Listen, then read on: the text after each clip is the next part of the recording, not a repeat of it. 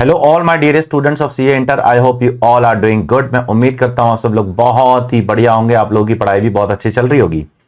तो आज मैं आप लोगों के लिए एक बहुत इंपॉर्टेंट चीज करने वाला हूं कि जितने भी फाइनेंस एक्ट 2024 के अमेंडमेंट है जो एग्जाम में 2025 में दे रहा है या सितंबर 25 या जैन 26 में एग्जाम दे रहा है, उसके सारे इनकम टैक्स के अमेंडमेंट्स मैं आपको आधे घंटे के अंदर आज करवा दूंगा। सारे अमेंडमेंट्स आधे घंटे के अंदर मैं आपको रिकैप करवा दूंगा, ताकि एग्जाम के दिन लास्ट मोमेंट पे अगर आपको सारे के सारे अमेंडमेंट्स एक साथ देखना है और बहुत ही कम समय में देखना है तो सारे के सारे आप इकट्ठा देखकर खत्म कर दोगे। ठीक है, तो सारे के सारे अमेंडमेंट्स हम कितनी देर में करने वाले हैं? आधे घंटे के अंदर। तो क्या तैयार हो आप लोग? अगर तैयार हो तो जल्दी बताइए, हम लोग शुरू करते हैं अपना पहला अमेंडमेंट। तो चलिए without wasting any further time, सबसे पहला अमेंडमेंट है पीजीबीपी के अंदर। यहां पर एक अमेंडमेंट आया है कि गवर्नमेंट ने बोला है कि अब से अगर आप रेजिडेंशियल प्रॉपर्टी लेट आउट करते हो तो वो हमेशा हमेशा हमेशा इनकम फ्रॉम हाउस प्रॉपर्टी में ही आएगा, वो पीजीबीपी में आ ही नहीं सकता है। इसका मतलब ये है कि कमर्शियल प्रॉपर्टी लेट आउट करते हो तो वो पीजीबीपी में भी आ सकता है, वो इनकम फ्रॉम हाउस प्रॉपर्टी में भी आ सकता है, लेकिन रेजिडेंशियल प्रॉपर्टी हमेशा हमेशा हमेशा इनकम फ्रॉम हाउस प्रॉपर्टी में ही आएगा, वो पीजीबीपी में आ ही नहीं सकता है। I hope it is clear to all of you. ये है हमारा पहला अमेंडमेंट। दूसरा अमेंडमेंट है सेक्शन 36 सबसेक्शन 1 क्लॉज 4A के अंदर कि अगर एम्प्लॉयर अपने एम्प्लॉय के लिए अप्रूव्ड पेंशन फंड के अंदर पैसे डालता है तो वहां पर पहले 10% तक का डिडक्शन मिलता था, अभी गवर्नमेंट ने उसको बढ़ाकर 14% कर दिया है। पहले क्या था? 10% of basic salary plus D N terms, अभी गवर्नमेंट ने उसको बढ़ाकर कितना कर दिया है? 14% of basic salary and D N terms. तो ये है हमारा दूसरा अमेंडमेंट। अगला अमेंडमेंट सेक्शन 37 के अंदर एक्सप्लेनेशन टू 37(1) के अंदर सरकार ने डाला है कि अगर कोई कानून में ऐसा लिखा है कि अगर कानून तोड़ते हो और उसको सेटल करने के लिए आप कुछ पैसा देकर सेटल कर सकते हो, कानून में खुद लिखा है, कानून के अंदर लिखा हुआ है कि ये कानून तोड़ोगे तो इसको पैसा देकर आप सेटल कर सकते हो, तो अगर ऐसा कोई पैसा दोगे तो उसका डिडक्शन आपको इनकम टैक्स में नहीं मिलेगा। यहां पर लिखा गया पॉइंट नंबर 4 के अंदर। I hope it is clear to all of you. अगला अमेंडमेंट आपके पार्टनरशिप फर्म के रेम्यूनरेशन के मैक्सिमम लिमिट के अंदर हुआ है। पहले क्या हुआ करता था, यहां पर अगर नेगेटिव होता था ना तो आपको 1.5 लाख रुपए तक का डिडक्शन मिलता था, अब सरकार ने उसको बढ़ाकर 3 लाख कर दिया है।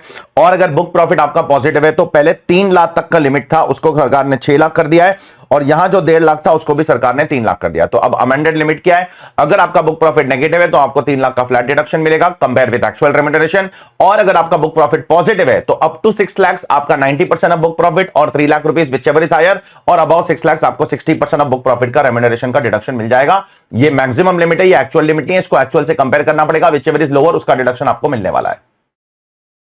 अगला अमेंडमेंट जो है वो सेक्शन 139 सबसेक्शन 3 आपके लॉस रिटर्न के नीचे आया है। यहां पर कोई अमेंडमेंट फाइनेंस एक्ट में नहीं आया है, बल्कि ये अमेंडमेंट एक सीबीडीटी सर्कुलर के थ्रू आया।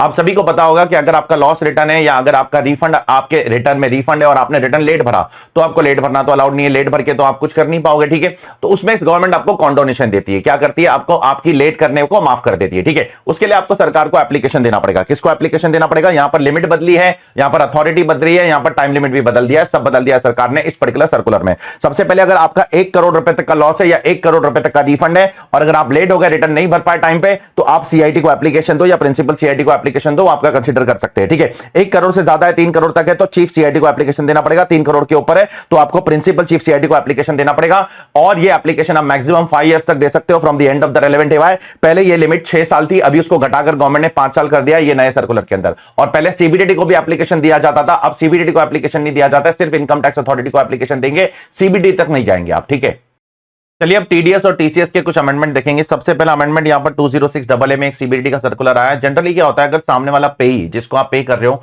वो अगर पैन आधार लिंक नहीं करेगा ना तो फिर आपको हायर रेट पे टीडीएस काटना पड़ता है 20% पे। ठीक है, लेकिन यहां पर कुछ रिलैक्सेशन दिया है कि अगर किसी ने ट्रांजैक्शन 31 मार्च 2024 तक किया है और उसके बाद उसकी मौत हो गई, उसके बाद उसकी डेथ हो गई 31 मई तक उसकी डेथ हो गई बिना लिंक करे। ठीक है, उसने लिंक नहीं किया, उसकी डेथ हो गई, ट्रांजेक्शन 2024 तक हुआ है और फिर बाद में डेथ 31 मई तक हो गई है सामने वाले पेई की, उसने लिंक नहीं किया पैन आधार और डेथ हो गई, तो उस केस में गवर्नमेंट ने बोला है कि डिडक्टर को हायर रेट पे टीडीएस नहीं काटना चाहिए, उसको माफ कर दिया। ठीक है, दूसरा अमेंडमेंट जो यहां पर है वो सेक्शन 192 में एक बड़ा अमेंडमेंट है। 192 क्या है? टीडीएस ऑन सैलरी, सैलरी पे आप टीडीएस कैसे काटोगे उसके ऊपर है। ठीक है, जनरली एम्प्लॉयर को सैलरी पे टीडीएस काटना होता है, ऑब्वियसली हम सभी को पता है। ठीक है, अब एम्प्लॉयर जब टीडीएस काटता है ना सैलरी पे, तो ना उसमें ना वो सामने वाले को बहुत सारी चीजों का क्रेडिट देता है, लेकिन उसमें ना वो टीडीएस का क्रेडिट देता था, दूसरी जगह पे जो टीडीएस काटा है, बैंक ने टीडीएस काटा या कहीं और टीडीएस काटा, उसका क्रेडिट देता था, लेकिन वो टीसीएस का क्रेडिट नहीं देता देता था क्योंकि लॉ मना करता था, लेकिन 1 अक्टूबर 2024 से गवर्नमेंट ने बोला कि अब से आपको टीडीएस और टीसीएस दोनों का क्रेडिट देना पड़ेगा।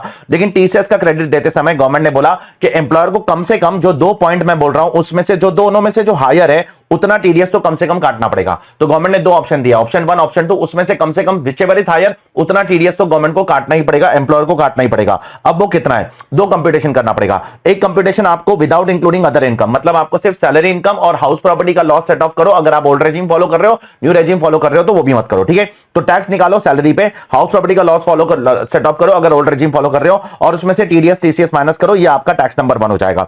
टैक्स नंबर 2 क्या हो जाएगा, सारी इनकम इंक्लूड करो, सैलरी भी इंक्लूड करो, हाउस प्रॉपर्टी लॉस भी माइनस करो, दूसरी इनकम भी इंक्लूड करो, बैंक का इंटरेस्ट सब इंक्लूड करो, और उसमें से टीडीएस टीसीएस माइनस करो। दोनों में से जो हायर होगा उतना कम से कम एम्प्लॉयर को काटना पड़ेगा।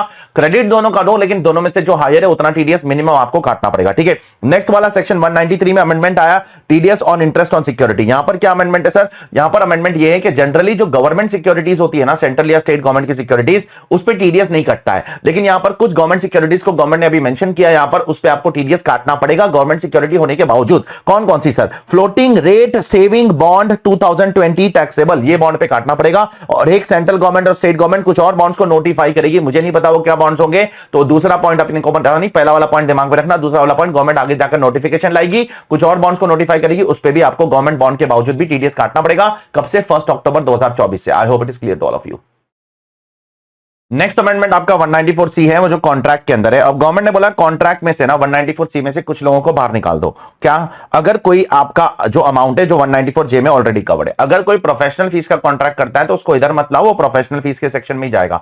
मान लो अगर मैं क्लाइंट हूं, मैं सीए के साथ कॉन्ट्रैक्ट कर रहा हूं, तो वो तो प्रोफेशनल फीस है ना, सीए को जो पे करोगे, तो वो कॉन्ट्रैक्ट में थोड़ी आएगा, उसका 194J के हिसाब से 10% टीडीएस काटना पड़ेगा। आप 194C में आके 1% या 2% नहीं काट सकते हो, ठीक है। I hope it is clear to all of you. ये पहला अमेंडमेंट है यहाँ पर 194C के अंदर। उसके बाद छोटे अमेंडमेंट से जो टैक्स रेट में बदले हैं, 194DA में जो आपका लाइफ इंश्योरेंस का अमेंडमेंट है, लाइफ इंश्योरेंस पॉलिसी के ऊपर आपको जो पैसा मिलता है उसमें रेट में चेंज आया है। 30 सितंबर तक ये 5% ऑफ नेट इनकम था और 1 अक्टूबर से 2% ऑफ नेट इनकम हो गया। जहां जहां 5% था वहां गवर्नमेंट ने मैक्सिमम सेक्शंस में 2% कर दिया है। उसके बाद 194G के अंदर जो लॉटरी कमीशन है उसको भी 5% से 2% कर दिया है 1 अक्टूबर से, ठीक है। उसके बाद आपका जो नॉर्मल कमीशन है और ब्रोकरेज होता है 194H के अंदर, उसको भी 5% से गवर्नमेंट ने घटाकर कितना कर दिया है, 2% कर दिया, ठीक है। उसके बाद आपका जो 194IA के अंदर है उसके अंदर एक अमेंडमेंट आया, बहुत इंपॉर्टेंट है, जरा ध्यान से सुनना। अगर यहां पर 2 बायर है और 2 सेलर है, ठीक है, तो जनरली अगर आप 50 लाख या उससे ज्यादा की इमूवेबल प्रॉपर्टी खरीदते हो other than rural agriculture land, तो आपको 1% टीडीएस काटना होता है। तो अब इसमें 50 लाख की लिमिट कैसे काउंट करें, यहां पर 2 बायर है, वहां पर 2 सेलर है, तो 2 बायर मतलब हस्बैंड वाइफ है, 2 सेलर मतलब हस्बैंड वाइफ है, ठीक है। तो अगर वाइफ को पैसा दे रही है 30 लाख रुपया, हस्बैंड को दे रहा है 30 लाख रुपया, तो कैसे काउंट होगा, तो गवर्नमेंट ने बोले सारे बायर्स को ऐड करो और पता लगाओ 50 लाख होता है कि नहीं होता है, तो टीडीएस काटना पड़ेगा। फिर गवर्नमेंट ने बोला अगर सारे सेलर्स को भी ऐड करके अगर 50 लाख होता है तो टीडीएस काटना पड़ेगा। तो इन शॉर्ट आपको सारे बायर, सारे सेलर्स में से कोई भी अगर ऐड करके, सारे बायर को ऐड करके अगर 50 लाख हो जाता है तो काट दो, फिर सेलर मत चेक करो। सारे सेलर को ऐड करके अगर 50 लाख होता है तो काट दो, फिर बायर मत चेक करो। और अगर दोनों को ऐड करके 50 लाख होता है तो बहुत अच्छी बात है, तो फिर तो टीडीएस काटना ही है। तो आपको एग्रीगेट करना है ट्रांसफरर और ट्रांसफरीज को और चेक करना है 50 लाख क्रॉस हो रहा है कि नहीं हो रहा है, ठीक है। अगर हो रहा है तो काटना पड़ेगा 1 अक्टूबर 2024 से। I hope it is clear to all of you. उसके बाद आपका जो अगला सेक्शन है 194IV, इसमें भी सरकार ने रेट बदल दिया है। 30 सितंबर तक 5% था, 1 अक्टूबर से यहां पर 2% कर दिया है। उसके बाद 194M, यहां पर भी रेट बदल दिया है। 30 सितंबर तक 5% था, उसके बाद फिर 1 अक्टूबर से 2% कर दिया है। अगला अमेंडमेंट 194Q के अंदर है। पहले 194Q वाले ना लोअर डिडक्शन और नो डिडक्शन सर्टिफिकेट के लिए नहीं जा सकते थे। अब गवर्नमेंट ने बोला है सेलर अगर 194Q में कवर्ड है तो वो भी लोअर डिडक्शन या नो डिडक्शन के लिए जा सकता है, ठीक है। नेक्स्ट वाला सेक्शन एक्चुअली स्पीकिंग 1 अप्रैल 2025 से एप्लीकेबल है, लेकिन फाइनेंस एक्ट 24 का अमेंडमेंट है, इसलिए एक बार बोल देता हूं, ठीक है। अब से फर्म ना अपने पार्टनर का टीडीएस काटेगी, किस पर, रेम्यूनरेशन, इंटरेस्ट, ये सब पे। शेयर ऑफ प्रॉफिट पे नहीं काटेगी कि शेयर ऑफ प्रॉफिट एक्सेम्प्ट होता है। रेम्यूनरेशन, बोनस, कमीशन, इंटरेस्ट, ये सब पे फर्म टीडीएस काटेगी, ठीक है। कौन काटेगा, फर्म काटेगा, एलएलपी काटेगा। फर्म के अंदर एलएलपी भी आ जाता है। किसका टीडीएस कटेगा, पार्टनर का कटेगा। पार्टनर में रेजिडेंट नॉन रेजिडेंट दोनों कवर्ड है, ये चीज दिमाग में रखना। कब काटेंगे, at the time of credit to the partner account और at the time of payment whichever is earlier, जो भी पहले होगा तब टीडीएस काटना पड़ेगा। क्या रेट पे कटेगा, 10% पे कटेगा। थ्रेशोल्ड कितना है, 20,000 रुपया, ठीक है। ये सेक्शन आपका 1 अप्रैल 2025 से एप्लीकेबल है। और यहां पर आप जो भी 197 और 197 है, यहां पर एप्लीकेबल नहीं है। यहां पर lower deduction certificate, form 15G, 15H, ये सब का नाटक यहां पर एप्लीकेबल नहीं होगा, ठीक है। आपको कितना भी बोलो, गवर्नमेंट आपको ये सब एक्सेप्ट नहीं करने वाली है। नेक्स्ट यहां पर आपको टीडीएस जितना भी पेमेंट करोगे या क्रेडिट करोगे काटना पड़ेगा। आपको ये सब चेक करना नहीं है कि 40B में कितना कवर्ड है। अगर 12% से ज्यादा दे रहे हो तो वो भी काटना पड़ेगा। बुक प्रॉफिट के लिमिट से ज्यादा दे रहे हो तो उस पर भी टीडीएस काटना पड़ेगा, ठीक है। यहां पर आपको बुक प्रॉफिट के लिमिट तक नहीं काटना है, वो सब नहीं चेक करना है। मान लो किसी ने आपको 10 लाख रुपए का कैपिटल दिया, फर्म को आपने 10 लाख का कैपिटल दिया, फर्म आपको 2 लाख का इंटरेस्ट दे रही है, तो पूरे 2 लाख पे फर्म टीडीएस काटेगी, 12% पे नहीं, पूरे अमाउंट पे टीडीएस काटना पड़ेगा, ये बोला गया यहां पर, ठीक है। Next consequences of TDS default. Generally अगर आप टीडीएस लेट भरोगे तो आपको इंटरेस्ट लगता है 1%, 1.5%, लेकिन टीसीएस लेट भरोगे तो उसके लिए इंटरेस्ट नहीं लगता था, तो गवर्नमेंट ने अब टीसीएस को भी यहां डाल दिया टीडीएस के साथ साथ। पहले सिर्फ टीडीएस था, अब टीसीएस भी लेट भरोगे तो आपको 1.5% का इंटरेस्ट लग जाएगा। I hope it is clear to all of you कि पेनाल्टी अंडर 271H के अंदर अगर आप बचना चाहते हो तो पहले आपको टीडीएस और टीसीएस रिटर्न 1 साल तक भरना होता था, अभी आपको टीडीएस और टीसीएस रिटर्न 1 महीने के अंदर भरना पड़ेगा। पहले 1 साल का टाइम लिमिट था, तो इसको गवर्नमेंट ने घटाकर 1 साल से 1 महीना कर दिया, छोटा सा अमेंडमेंट है, ठीक है। नेक्स्ट वन 2061F के अंदर अगर आप मोटर व्हीकल बेचते हो 10 लाख रुपए से ज्यादा तो आपको 1% टीसीएस काटना होता है, कलेक्ट करना होता है, ठीक है। मोटर व्हीकल बेचोगे तो उसमें गवर्नमेंट ने एक सीबीडी का सर्कुलर लाया बहुत जल्दी, बहुत रिसेंटली, जिसमें बोला अगर आरबीआई को सेल करोगे तो आपको टीसीएस नहीं कलेक्ट करना है, तो आरबीआई को मोटर व्हीकल सेल करोगे तो माफ है, ठीक है। सेकंड अमेंडमेंट यहां पर 1 जनवरी से आया है, जिसमें गवर्नमेंट ने बोला है कि अब सिर्फ मोटर व्हीकल नहीं, कोई और लग्जरी प्रोडक्ट भी आ सकता है अगर उसकी वैल्यू 10 लाख से ज्यादा है। उस लग्जरी प्रोडक्ट में क्या क्या आएगा वो भी गवर्नमेंट नोटिफाई करेगी। गवर्नमेंट ने नोटिफाई अभी तक आपके एग्जाम के लिए नहीं किया, वैसे प्रैक्टिकली नोटिफाई कर दिया, लेकिन वो अभी नोटिफाई किया 3 दिन पहले, तो वो आपके एग्जाम के लिए एप्लीकेबल नहीं है, वो जैन 2026 के लिए एप्लीकेबल हो सकता है। जब आएगा तो मैं उसको अलग से करा दूंगा, डोंट वरी, ठीक है। लेकिन अभी मई 25 और सितंबर 25 के लिए वो एप्लीकेबल नहीं है। गवर्नमेंट ने उसमें कुछ वॉचेस, बैग्स एक्सेट्रा डाल के रखे, ठीक है, ओल्ड कॉइन्स एक्सेट्रा, मैंने क्लास में बोला था वॉचेस, बैग्स ये सब भी आएंगे और कुछ नहीं डालेंगे, तो ये सब डाल के रखा है। यहां पर भी गवर्नमेंट ने बोला है कि अगर आरबीआई को बेचेंगे तो आपको यहां पर टीसीएस कलेक्ट नहीं करना है। I hope it is clear to all of you. अब आते हैं हम लोग अपने सबसे इंपॉर्टेंट अमेंडमेंट की तरफ, that is capital gains. Capital gains के अंदर सबसे पहला अमेंडमेंट क्या है, शॉर्ट टर्म कैपिटल एसेट और लॉन्ग टर्म कैपिटल एसेट का डेफिनेशन बदल गया है, ठीक है। शॉर्ट टर्म कैपिटल एसेट का 22 जुलाई तक जो अमेंडमेंट था वो अलग है। 22 जुलाई तक अगर आप एसेट ट्रांसफर करोगे तो शॉर्ट टर्म कैपिटल एसेट का डेफिनेशन अलग है, और अगर 23 जुलाई से अगर आप ट्रांसफर करोगे तो शॉर्ट टर्म कैपिटल एसेट का डेफिनेशन बदल गया। 23 जुलाई क्या है, 23 जुलाई आपका डेट ऑफ बजट है, जिस दिन बजट आया। 22 जुलाई तक क्या प्रोविजन थे वो मैं आपको फटाफट बता देता हूं। 22 जुलाई तक 3 कैटेगरी थे, 36 मंथ्स, 24 मंथ्स, 12 मंथ्स। अब 23 जुलाई से गवर्नमेंट ने 36 मंथ्स को हटा दिया, अब सिर्फ 24 मंथ्स और 12 मंथ्स है, ठीक है। तो ध्यान से सुनना, 22 जुलाई के तक का तो आपको पता ही होगा, मैं अमेंडमेंट पे बात कर रहा हूं, मैं पुराने प्रोविजन पे बात नहीं कर रहा हूं। अमेंडमेंट क्या है, 23 जुलाई से अगर आप ट्रांसफर करोगे तो आपका असेट 24 महीने तक होल्ड करोगे तो शॉर्ट टर्म है, उसके ज्यादा होल्ड करोगे तो लॉन्ग टर्म हो जाएगा। एग्जैक्ट 24 महीने पे शॉर्ट टर्म होगा और 24 महीने से ज्यादा होगा तो लॉन्ग टर्म हो जाएगा। I hope it is clear to all of you. अब कौन कौन से असेट्स 12 महीने के बाद लॉन्ग टर्म होंगे? सबसे पहले लिस्टेड सिक्योरिटी आपके 12 महीने के बाद लॉन्ग टर्म हो जाएंगे, जिसके अंदर shares, debentures, bonds, government security और एआईएफ के यूनिट, डेरिवेटिव, ये सब कुछ आ जाएंगे। बिजनेस ट्रस्ट के यूनिट्स भी आ जाएंगे, ठीक है। ये 12 महीने के बाद लॉन्ग टर्म हो जाएंगे अगर वो लिस्टेड है तो, ठीक है। और units of UTI, equity oriented fund, वो लिस्टेड अनलिस्टेड दोनों 12 महीने के बाद लॉन्ग टर्म हो जाएंगे। Zero coupon bond listed unlisted दोनों 12 महीने के बाद लॉन्ग टर्म हो जाएंगे, बस।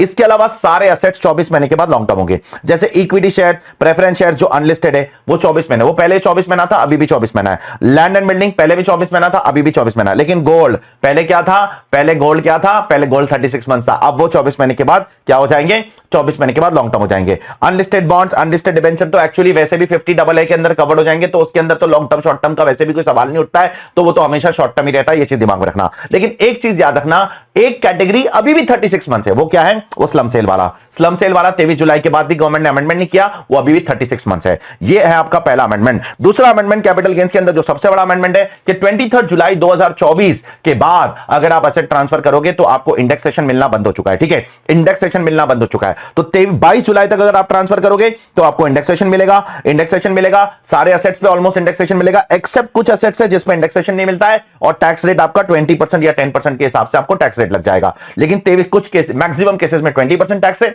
बस एक एक्सेप्शन है जहां पर 10% टैक्स लगता है, ठीक है। और 23 जुलाई से आपको इंडेक्सेशन बिल्कुल भी नहीं मिलेगा, किसी भी नहीं मिलेगा, सिर्फ एक केस है जिसपे इंडेक्सेशन मिलने वाला है और आपको टैक्स 12.5% लग जाएगा, ठीक है। अब वो एक केस कौन सा है जिसपे आपको 23 जुलाई से भी इंडेक्सेशन मिलेगा, उसके लिए आपको कुछ कंडीशंस फुलफिल करने पड़ेंगे। सबसे पहले आप रेजिडेंट, इंडिविजुअल या एचयूएफ होना चाहिए, नॉन रेजिडेंट को तो मिलेगा ही नहीं। दूसरा, आपने लैंड और बिल्डिंग या बोट ट्रांसफर करना चाहिए, लैंड कैसी भी होनी चाहिए, commercial, residential, urban, agriculture land कैसी भी होगी तो चलेगा, ठीक है। अब वो खरीदा आपने 23 जुलाई के पहले होना चाहिए और बेचा आपने 23 जुलाई या उसके बाद होना चाहिए, ठीक है। तो ये कंडीशन अगर आप फुलफिल करोगे तो आपके पास सरकार 2 ऑप्शन देती है। पहला ऑप्शन तो यही होगा कि भाई बिना इंडेक्सेशन के आप 12.5% भर दो, ठीक है, 12.5% प्लस 4% से 13% हो जाएगा। दूसरा ऑप्शन आपके पास है इंडेक्सेशन ले लो 20% भर दो, लेकिन एक चीज दिमाग में रखना, इंडेक्सेशन लेकर अगर लॉस आता है तो वो लॉस का डिडक्शन आपको नहीं देने वाली है सरकार। ये चीज बहुत ही फाइन ट्यूनिंग है, बहुत बारीक अमेंडमेंट है ये, जो आपको लॉ पढ़ के पता चलेगा, आपको डायरेक्टली कहीं भी लिखा नहीं होगा, किसी की किताब में भी नहीं लिखा है, तो ये केयरफुल रहना। बस यही अमेंडमेंट है, बाकी सब कुछ सेम ही है जैसे पहले चलता था। मिसाल के तौर पर अगर कॉस्ट टू प्रीवियस ओनर है तो कॉस्ट वैसे ही निकालोगे, ठीक है, 2001 के पहले कोई एसेट खरीदा तो वैसे ही निकालोगे, और क्या, ठीक है, कॉस्ट ऑफ इंप्रूवमेंट का डिडक्शन वैसे ही मिलेगा, एग्जाम्पशंस भी वैसे ही मिलेंगे, सब कुछ वैसा ही है, बाकी कुछ भी फर्क नहीं, बस फर्क यही है कि ये छोटा सा एक अमेंडमेंट आई है, अच्छे से दिमाग में रखना, ठीक है, छोटा सा अमेंडमेंट है लेकिन इसका इंपैक्ट बहुत जबरदस्त है। बस सिंपल याद रखना 23 जुलाई से आपको बस एक ही केस में डिडक्शन मिलेगा, इंडेक्सेशन का बेनिफिट है, ऑप्शन है, दोनों में से जो भी लेना है लो, लेकिन इंडेक्सेशन लेकर अगर लॉस आता है तो लॉस का डिडक्शन आपको नहीं मिलने वाला है। अगला अमेंडमेंट सेक्शन 50AA के अंदर है, लेकिन इसके अंदर दो अमेंडमेंट हुए, एक अमेंडमेंट इस साल के लिए एप्लीकेबल है, एक अमेंडमेंट अगले साल के लिए एप्लीकेबल है। तो जो अगले साल के लिए एप्लीकेबल है ना, वो मैं काट देता हूं क्योंकि इंस्टीट्यूट ने भी वो अपने सिलेबस में नहीं रखा है। मैंने क्लास में सेफ्टी के लिए रखा था क्योंकि फाइनेंस एक्ट 24 ने अमेंडमेंट किया था, लेकिन इंस्टीट्यूट ने सिलेबस से निकाल दिया, तो मैं भी उसको निकाल देता हूं, ठीक है। बस जो आपके एग्जाम के लिए एप्लीकेबल है वो ये है कि पहले इस सेक्शन में क्या कवर था, स्पेसिफाइड म्यूचुअल फंड कवर था और मार्केट लिंक डिबेंचर कवर थे, ये दो चीज कवर थे बराबर, स्पेसिफाइड म्यूचुअल फंड और मार्केट लिंक डिबेंचर। अब गवर्नमेंट ने इसमें 23 जुलाई से दो और चीज को गुजर दिया है। 23 जुलाई से गवर्नमेंट ने बोला कि अनलिस्टेड बॉन्ड भी हमेशा शॉर्ट टर्म कैपिटल असेट होंगे, अनलिस्टेड डिबेंचर भी हमेशा शॉर्ट टर्म कैपिटल असेट होंगे अगर ये 23 जुलाई या उसके बाद ट्रांसफर हो रहे। तो अनलिस्टेड बॉन्ड और अनलिस्टेड डिबेंचर अगर 23 जुलाई या उसके बाद ट्रांसफर हो रहे हैं तो वो हमेशा शॉर्ट टर्म माने जाएंगे। I hope it is clear to all of you, वो 50AA के अंदर कवर्ड है। नेक्स्ट अमेंडमेंट सेक्शन 47 के अंदर छोटा सा अमेंडमेंट है, जब आप किसी को गिफ्ट में असेट देते हो, विल में असेट देते हो, इरिवोकेबल ट्रस्ट में असेट देते हो तो वो कैपिटल गेन्स में नॉन टैक्सेबल ट्रांसफर माना जाता है। लेकिन अब यहां पर अमेंडमेंट हो गया है, अमेंडमेंट ये है कि ये एग्जम्पशन सिर्फ इंडिविजुअल और एचयूएफ को मिलेगा। इसका मतलब अगर अभी कंपनी गिफ्ट देगी, कंपनी विल में देगी, कंपनी इरिवोकेबल ट्रस्ट में देगी या फर्म देगी तो उनके हाथ में टैक्सेबल हो जाएगा, सिर्फ इंडिविजुअल एचयूएफ के लिए माफ है। अगला अमेंडमेंट आपका सबसे इंपॉर्टेंट अमेंडमेंट में से एक है 112A के अंदर। 112A के अंदर जनरली क्या होता था, आपको 1 लाख रुपए का एग्जेम्पशन मिलता था और 10% का टैक्स लगता था। अब सरकार ने बोला है कि 23 जुलाई के पहले ट्रांसफर करोगे तो भी 1.25 लाख का एग्जेम्पशन मिलेगा। 1 लाख नहीं है, वो गलत है, ठीक है, मैंने क्लास में गलत बोला था। 1,25,000 का एग्जेम्पशन मिलेगा और 10% का टैक्स लगेगा, ठीक है, 1,25,000 के ऊपर। और 23 जुलाई के बाद ट्रांसफर करेंगे तो भी आपको 1,25,000 का एग्जेम्पशन मिलेगा, 12.5% का टैक्स लगेगा, ठीक है। आप चीज दिमाग में रखना, एग्जेम्पशन पूरे साल का 1.25 लाख ही है, एग्जेम्पशन पूरे साल का 1.25 लाख ही है। और अगर 23 जुलाई के पहले ट्रांसफर किया तो 10% टैक्स लगेगा और 23 जुलाई के बाद ट्रांसफर किया तो 12.5% टैक्स लगेगा। सिर्फ 23 जुलाई के पहले ट्रांसफर किया तो 10%, 1.25 लाख एग्जेम्पशन। सिर्फ 23 जुलाई के बाद ट्रांसफर किया तो 12.5%, 1.25 लाख एग्जेम्पशन। और 23 जुलाई के पहले थोड़ा ट्रांसफर किया, 23 जुलाई के बाद ट्रांसफर किया तो टोटल 1.25 लाख एग्जेम्पशन। और जो पहले ट्रांसफर किया उस पर 10%, जो बाद में ट्रांसफर किया उस पर 12.5% का टैक्स लगेगा, ठीक है। I hope it is clear to all of you. दूसरा अमेंडमेंट यहां पर 111 के अंदर है। 111 के अंदर भी वैसा ही अमेंडमेंट है, 23 जुलाई से ट्रांसफर करोगे तो आपको 20% टैक्स लगेगा और 23 जुलाई के पहले ट्रांसफर किया तो आपको कितना लगेगा, 15% का टैक्स लगेगा। I hope it is clear to all of you. अगला अमेंडमेंट आपका सबसे इंपॉर्टेंट अमेंडमेंट में से एक है बायबैक का अमेंडमेंट। देखो बायबैक के अंदर 30 सितंबर तक ट्रीटमेंट अलग था, 1 अक्टूबर से ट्रीटमेंट अलग हो गया। मुझे लग रहा है इस पे क्वेश्चन बन सकता है। 30 सितंबर तक क्या ट्रीटमेंट था पहले वो बोल देता हूं। 30 सितंबर तक जो कंपनी है ना वो टैक्स भरती थी बायबैक के ऊपर, ठीक है। कंपनी डिस्ट्रीब्यूटेड अमाउंट पे 20% टैक्स प्लस 12% सरचार्ज प्लस 4% से 23 पॉइंट समथिंग उतना टैक्स भरती थी कंपनी, ठीक है। और शेयर होल्डर के हाथ में एग्जेम्प्ट होता था। लेकिन अभी 1 अक्टूबर से अमेंडमेंट आ गया। 1 अक्टूबर से क्या अमेंडमेंट आ गया, तो अगर कंपनी अगर बायबैक कर रही है आपका शेयर, सपोज मैं कंपनी हूं, आप शेयर होल्डर हो, मैं आपको 10 लाख रुपए पेमेंट कर रहा हूं आपके शेयर बायबैक करने के लिए, तो वो 10 लाख रुपए आपके हाथ में डीम डिविडेंड हो जाएगा 222F के अंदर। जो पैसा आपको मिला वो आपका डीम डिविडेंड, आपको उसके अगेंस्ट कोई डिडक्शन नहीं मिलेगा IFOs के अंदर। वो IFOs के अंदर आप 10 लाख रुपए इनकम फ्रॉम अदर सोर्स करके दिखा दो, ठीक है। उसके ऊपर मैं टीडीएस भी काटूंगा, कितना 10% टीडीएस काटूंगा, 194 के अंदर टीडीएस भी काटूंगा 10%। तो कंपनी 10 लाख रुपए के ऊपर 10% टीडीएस भी काटेगी, ठीक है। तो जो भी कंपनी ने बायबैक करके आपको पैसा दिया वो आपका डीम डिविडेंड है, कंपनी उसके ऊपर टीडीएस काटेगी और उस इनकम के अगेंस्ट आपको कोई डिडक्शन नहीं मिलेगा। अब कैपिटल गेन्स के अंदर आपको शेयर होल्डर को एक और कैलकुलेशन करना पड़ेगा सेक्शन 46A के हिसाब से। हमेशा फुल वैल्यू ऑफ कंसिडरेशन नील ले लो, नील ले लो, नील ले लो, क्योंकि आपने पूरा कंसिडरेशन IFOs में दिखा दिया तो फुल वैल्यू ऑफ कंसिडरेशन नील ले लोगे। और जितने में आपने वो शेयर्स खरीदा, जो मैंने आपसे बायबैक किया, वो शेयर्स आपने जितने में खरीदा वो आपके कॉस्ट ऑफ शेयर्स हो जाएंगे। तो ये वाला अमाउंट हमेशा नेगेटिव होगा। इस नेगेटिव को आप शॉर्ट टर्म कैपिटल लॉस या लॉन्ग टर्म कैपिटल लॉस बोल के आप अपने दूसरे short term capital gains, long term capital gains के हिसाब से जैसे भी इनकम टैक्स लॉ के अंदर बोला है सेक्शन 74 के अंदर वैसे सेट ऑफ कर सकते हो। I hope it is clear to all of you. तो दो हेड में ट्रीटमेंट देना है। IFOs के अंदर जो पैसा मिलेगा वो IFOs बिना खर्चे के, बिना डिडक्शन के, और जो आपको कॉस्ट होगा वो पूरा का पूरा आपका लॉस बन जाएगा कैपिटल गेन्स में। अगला एक छोटा सा अमेंडमेंट है आपके फैमिली पेंशन के सेक्शन के अंदर। जनरली अगर आपको फैमिली पेंशन मिलता है तो सेक्शन 57 के अंदर आईएफओएस के अंदर डिडक्शन मिलता है कितना, 1/3 ऑफ द फैमिली पेंशन और 15,000 rupees which ever is lower. लेकिन अब न्यू रेजिम में गवर्नमेंट ने इस 15,000 को बढ़ाकर 25,000 कर दिया है। तो अगर आप ओल्ड रेजिम फॉलो कर रहे हो तो 1/3 of the family member family pension, sorry 1/3 of the family pension, not family member, 1/3 of the family pension और 15,000 विच एवर इज लोअर का डिडक्शन मिलेगा। लेकिन न्यू रेजिम फॉलो कर रहे हो तो फिर वो आपको 1/3 के साथ साथ 25,000 रुपए से कंपेयर करना है, विच एवर इज लोअर उतना डिडक्शन मिलेगा। I hope it is clear to all of you.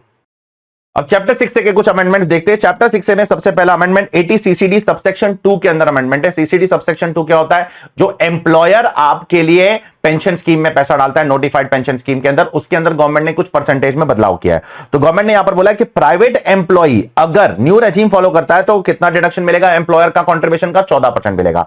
और अगर private employee old regime follow करता है तो 10% और गवर्नमेंट एम्प्लॉई के लिए हमेशा 14%। ठीक है, तो यहां पर प्राइवेट एम्प्लॉई के न्यू रेजिम के अंदर गवर्नमेंट ने 14% बढ़ा दिया है 10% से। I hope it is clear to all of you. अगला अमेंडमेंट आपका 80G के अंदर है। 80G के अंदर एक नेशनल फंड के अंदर थोड़ा नाम में बदलाव किया, नेशनल स्पोर्ट्स फंड को नेशनल स्पोर्ट्स डेवलपमेंट फंड बना दिया है, बस और कुछ नहीं, यही छोटा सा अमेंडमेंट है। अब हम लोग बात करते हैं टैक्स रेट्स के अमेंडमेंट में। टैक्स रेट्स में देखो दो अमेंडमेंट आए। एक तो आपका जो डिफॉल्ट रेजिम का टैक्स रेट है उसका स्लैब्स बदल गया है। ठीक है, पहले क्या था? 3 लाख से 6 लाख, 6 लाख से 9 लाख, 9 से 12, 12 से 15। अब उसको बदल गया है, 3 लाख रुपए तक आपको कोई टैक्स नहीं लगेगा। अब 3 से 6 को 3 से 7 कर दिया है, 7 लाख तक 5%, 7 लाख से 10 लाख तक आपको 10% और 10 लाख से 12 लाख तक आपको 15% और 12 लाख से 15 लाख तक 20% और 15 लाख के ऊपर 30%। ठीक है, तो ये जो 6 था उसको 7 कर दिया, यहां पर 6 को 7 कर दिया, यहां पे 9 को 10 कर दिया, यहां पे 9 को 10 कर दिया। ये अमेंडमेंट है, ये पहला अमेंडमेंट है। दूसरा अमेंडमेंट जो आपका है वो रिबेट में तो सेम ही रिबेट है, 25,000 रुपया या 100% of the tax which ever is lower वो आपको रिबेट मिलेगा। ठीक है, लेकिन अगर जब आप कैलकुलेट करोगे तो 7 लाख रुपए का टैक्स जो नॉर्मल रेजिम के हिसाब से 20,000 ही टैक्स आएगा, उससे ज्यादा टैक्स नहीं आएगा। तो ये चीज दिमाग में रखना। तो रिबेट भी आपको अल्टीमेटली 20,000 रुपए तक ही मिलेगा अगर नॉर्मल रेजिम की बात कर रहे हो तो। ठीक है, आगे बढ़ता हूं मैं। एक और अमेंडमेंट है जो मैंने आपको पहले ही 3-4 बार बोल दिया है, वो लॉन्ग टर्म कैपिटल गेन्स का अमेंडमेंट है। उसके अंदर आपको सबको पता है कि 23 जुलाई के पहले लॉन्ग टर्म कैपिटल गेन्स के अंदर 112 के अंदर देखो 111 का अमेंडमेंट मैंने आपको बता दिया, 112 का अमेंडमेंट भी मैंने आपको बता दिया। अब सिर्फ 112 का बचा हुआ है। 112 के अंदर पहले का ये रेट है आपका, कुछ केसेस में 20% लगता था, कुछ केसेस में 10% लगता था, कुछ केसेस में ऑप्शन था 10 और 20 विच एवर इज लोअर। लेकिन 23 जुलाई से सब कुछ क्या हो गया है? 23 जुलाई से सब कुछ 12.5% हो गया है। आंख बंद करके 12.5% बोलो, ज्यादा दिमाग लगाने की जरूरत नहीं है। जहां 20% लगता था वहां पे भी 12.5%, जहां 10% लगता था वहां पे भी 12.5%, जहां ऑप्शन था 10 और 20 विच एवर इज बेनिफिशियल, वहां पर भी आपको 12.5% का टैक्स ही लगने वाला है। I hope it is clear to all of you. तो सबसे आखिर यहां पर बचता है एक सैलरी का अमेंडमेंट, जहां आप देख सकते हो सैलरी के अंदर स्टैंडर्ड डिडक्शन में अमेंडमेंट आया। सैलरी में कितना स्टैंडर्ड डिडक्शन मिलता है आपको? 50,000। लेकिन न्यू रेजिम में सरकार ने उसको बढ़ाकर 75,000 कर दिया है। तो आपको याद रखना है कि अभी से फाइनेंस एक्ट 2024 के बाद ओल्ड रेजिम में सैलरी का डिडक्शन आपको कितना मिलेगा? 50,000 और न्यू रेजिम में कितना मिलेगा? 75,000 रुपीज। ठीक है, तो यहां जाकर आपके जितने भी फाइनेंस एक्ट 2024 के अमेंडमेंट्स थे जो मई 25, सितंबर 25 और जैन 25 वालों के लिए एप्लीकेबल है, वो मैंने सारे के सारे आपको देखो 25 मिनट के अंदर करा दिया। अब एग्जाम के एक दिन पहले अगर आपको देखना है तो आप फटाफट इनको सबको 25 मिनट के अंदर सारे के सारे अमेंडमेंट देख लोगे। अगर आपको ये वीडियो मजा आया तो इसके नीचे कमेंट करके बताओ आपका एक्सपीरियंस क्या है इस वीडियो को देखने का। साथ साथ में अपने ज्यादा से ज्यादा दोस्तों के साथ इस वीडियो को जरूर शेयर करना। ठीक है, till then take care all of you. ध्यान रखो सब लोग अपना। बहुत जल्दी मिलूंगा मैं आप लोगों को एक ऐसा ही और कोई जबरदस्त वीडियो के साथ।